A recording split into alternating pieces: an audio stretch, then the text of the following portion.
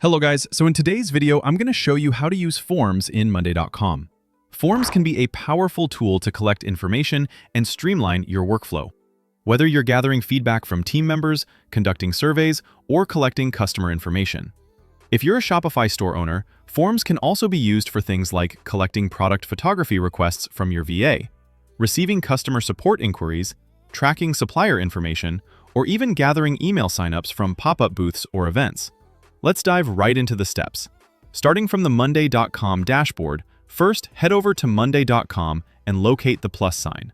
You'll see it prominently displayed on your dashboard. Clicking on this plus sign is your entry point to creating new items across the platform. It's a handy feature used to enhance your board with various elements like charts, dashboards, and of course, forms. Make sure you click on the plus sign to get started. Think of this plus button like your launchpad.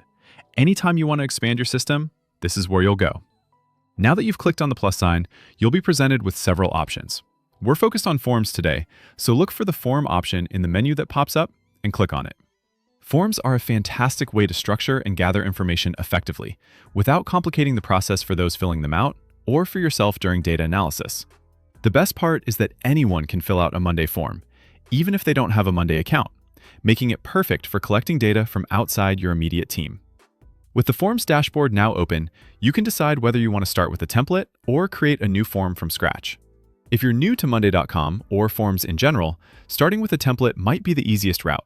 Templates give you a pre-structured layout, which you can then customize, saving you time and helping ensure you collect all the necessary information. For example, if you're gathering product review requests or need customers to upload order issue details, a template can help you avoid forgetting key fields.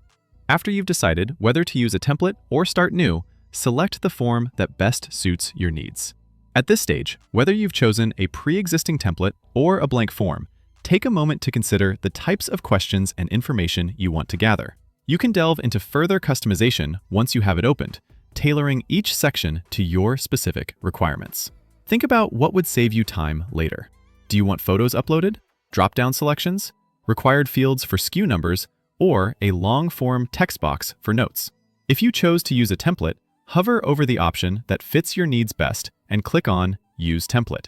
This action will create a new form based on the template structure, allowing you to customize it to fit your project or task objectives. Don't worry about making a mistake here. You can always adjust and fine-tune the form to your liking.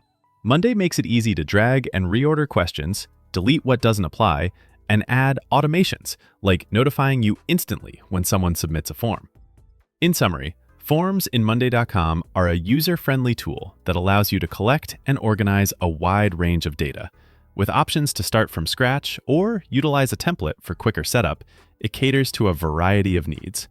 Now you're ready to start creating effective forms that enhance your productivity and data collection efforts within Monday.com. Experiment with different templates and customize them until they perfectly meet your needs. As your Shopify business grows, these forms can become the backbone of how requests flow into your operations. And that wraps it up for today's walkthrough on using forms in Monday.com. I hope this helped you get a clearer idea of how you can use forms to collect data, save time, and keep everything organized in one place.